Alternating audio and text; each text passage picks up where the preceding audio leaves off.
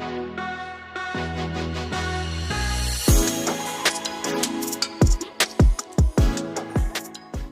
हम प्रार्थना नहीं करते हैं तो हम इनकार करते हैं कि यीशु मसीह वो स्वर्ग का परमेश्वर है। यदि हम प्रार्थना नहीं करते हैं तो इस बात का हम इनकार करते हैं कि वो स्वर्ग का राजा है। यदि हम प्रार्थना नहीं करते हैं तो हम इस बात को इनकार करते हैं कि वो सर्वशक्तिमान नहीं है, कोई और भी है जो सर्वशक्तिमान है। प्रार्थना हर एक स्थिति में, चाहे हमारे प्राणों में बन जाए, चाहे हमारे प्राणों में बनाए, चाहे स्थितियां बदल जाए, चाहे हमारे जीवन का, हमारे पारिवारिक स्थितियों में तबादला हो जाए, परिवर्तन आ जाए बड़ा, हम दुख में रहें, आनंद में रहें, हम बीमारी में रहें, कलेश में रहें, कर्ज में रहें, कष्ट में रहें, लेकिन हमें प्रार्थना करना है, क्योंकि प्रार्थना नहीं करना एक पाप माना जाता है। आज का विषय मेरे प्रिय यही है, not praying is a sin.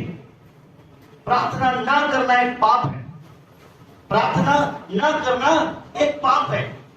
Daniel एक भक्तजन है, उसको मालूम है परमेश्वर के वचन की पकड़ उसके अंदर में है। उसको पता है कि मैं प्रार्थना नहीं करूंगा तो अपने परमेश्वर का इनकार करूंगा, मैं प्रार्थना नहीं करूंगा तो मैं अनाज्ञाकारी बन जाऊंगा, आज्ञा को तोड़ने वाला बन जाऊंगा मैं, और मैं ये पाप नहीं कर सकता है। बाइबल में लिखा हुआ कि यदि छोटी से छोटी आज्ञाएं भी तोड़ी जाती है ना तो हम पापी ठहरते हैं। कई बार हम सोचते हैं कि हम व्यभिचार करेंगे किसी के साथ में तभी हम पापी ठहरेंगे, किसी स्त्री के साथ हम बिस्तर होंगे हम तभी पापी ठहरेंगे। नहीं नहीं नहीं, बाइबल यहाँ बोलती है कि यदि हम किसी के बारे में सोचते भी है ना तो हम पापी ठहर जाते हैं।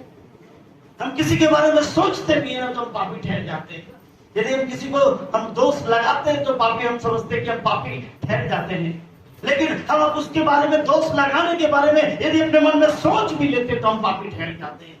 सो बाइबल बताता है कि यदि हम परमेश्वर की आज्ञाओं को तोड़ते हैं, उसके वचन को तोड़ते हैं तो हम पापी हैं। और डैनियल को ये बात बहुत अच्छी तरीके से मालूम है कि अधिपतियों ने उसके विरुद्ध में षड्यंत्र किया है। राजा को यदि पता चला या किसी ने मेरे खिलाफ कंप्लेंट कर दिया तो मुझे क्या किया जाएगा, सिंहों की माद में डाल दिया जाएगा। लेकिन इसके बावजूद भी प्राण संकट में आ गए, इसके बावजूद भी सारे लोग उसके विरोध में हो गए, इसके बावजूद भी वो अपने नियम को नहीं तोड़ रहा।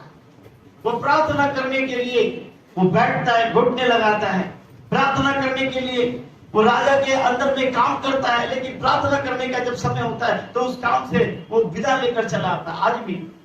आज भी आप मुस्लिम कम्युनिटी में देखेंगे, जब आप मुस्लिम कम्युनिटी को देखेंगे वो बड़े से बड़े बिजनेसमैन है, अच्छा पैसा उनके पास, वो गलतियां भी करते हैं या कुछ भी करते हैं, लेकिन जब नमाज का वक्त होता है ना तो चाहे जितने रुपए का खरीदार सामने खड़ा हो ना उसको छोड़कर वो नमाज पढ़ने चले जाए।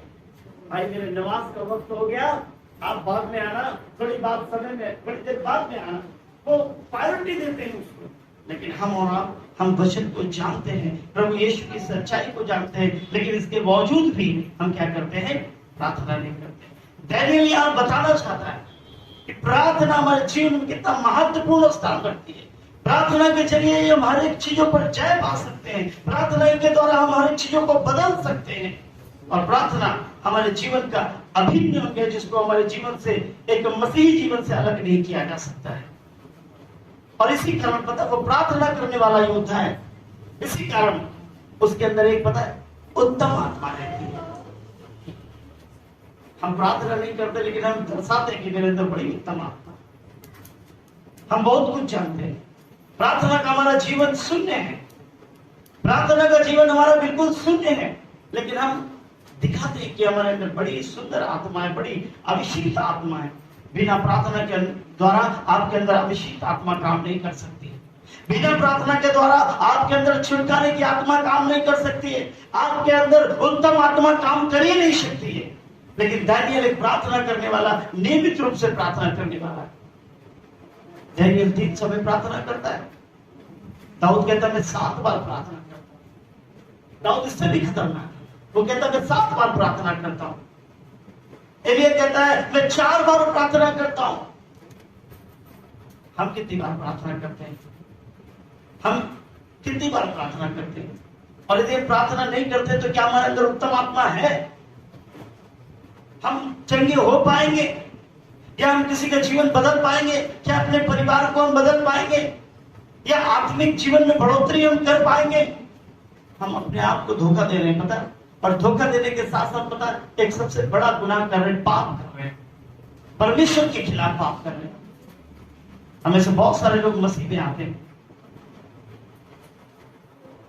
सेवा करते हैं, सड़ने बड़े आत्मिक भाव से आते हैं, लेकिन हम उनके व्यक्तिगत जीवन को देखेंगे तो प्रार्थना का जीवन क्या है? शून्य है।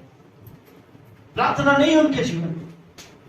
और परमेश्वर का वचन है कि तुम प्रार्थना करो। अगर तुम प्रार्थना नहीं करते हो तो तुम परमेश्वर की विरुद्ध में पाप करते हो। प्रार्थना करते हैं तो परमेश्वर आपको क्या करेगा? प्रतिष्ठित करेगा। प्रार्थना करने वाला दानियल को पहले अध्यक्षों की टीम में रखा गया, फिर उसके बाद में राज्य के ऊपर में जो अध्यक्षों के ऊपर में भी ठहराया गया। और राजा के दिमाग में आया कि इसको क्या करूं? इसके अंदर उत्तम आत्मा है, क्योंकि प्रार्थना करने वाला, इसके अंदर उत्तम आत्मा है, चलो इसको पूरे राज्य के ऊपर में ठहरा दिया जाए।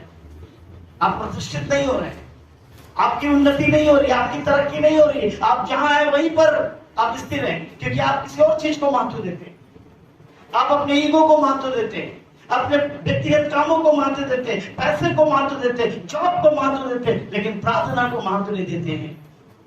पिछले दिन प्रभु के एक दास से मैं सुन रहा था कि यदि हम चाहें तो हम क्या नहीं कर सकते। यदि हमारे अंदर चाहत है, यदि हमारे अंदर चाहत है तो हम सब कुछ कर सकते हैं। There is a will, there is a way। यदि चाह है तुम्हारे अंदर तो राह भी है।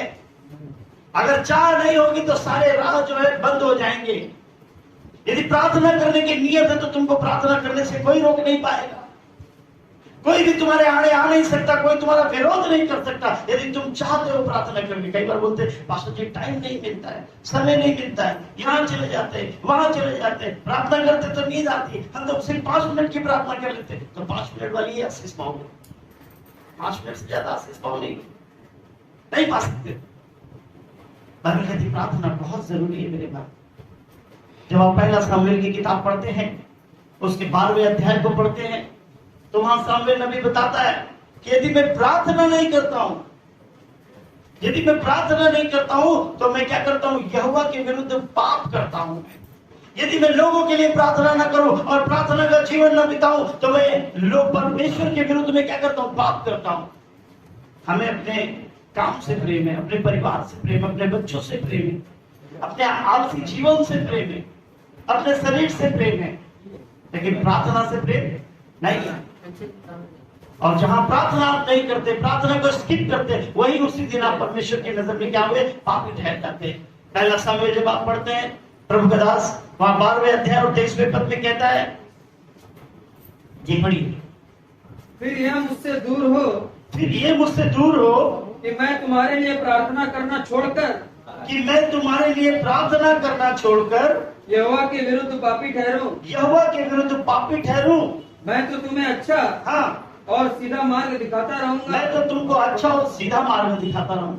ये मुझसे दूर हो जाए कि मैं तुम्हारे लिए और प्रार्थना करने का जीवन बिताकर छोड़कर, प्रार्थना करना बंद करके किसी और काम में समय बिताऊं, तो मैं यहोवा के विरुद्ध क्या करूंगा? मैं पापी ठहर जाऊंगा। इसका मतलब परमेश्वर ने क्या किया? प्रार्थना करने के लिए बुला है। और ये सामुएल नबी इस बात को जानता है बड़े अच्छे तरीके से। दानियल नबी इस बात को बड़े अच्छे तरीके से जानता है कि यदि मैं प्रार्थना नहीं करूंगा तो परमेश्वर की दी हुई आज्ञाओं को मैं तोड़ दूंगा, अपने अविश्वास को प्रकट करूंगा मैं।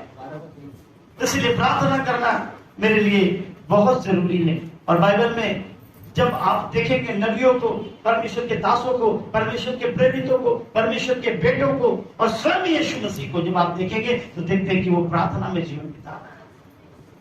यीशु मसीह ने स्वयं ऐसा करके दिखाया। यीशु मसीह ने सारी रात, सारा दिन, कई घंटे, वो अधिकतर समय प्रार्थना में बिताता था।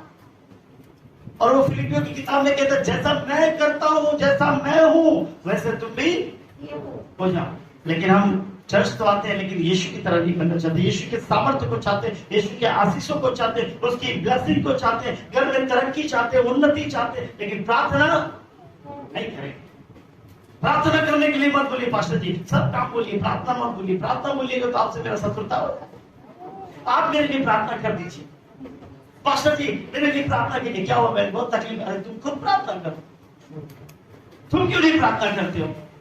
पास्टर कब तक रहेगा तुम्हारे साथ? प्रभु यीशु ने अपने चेलों को और उस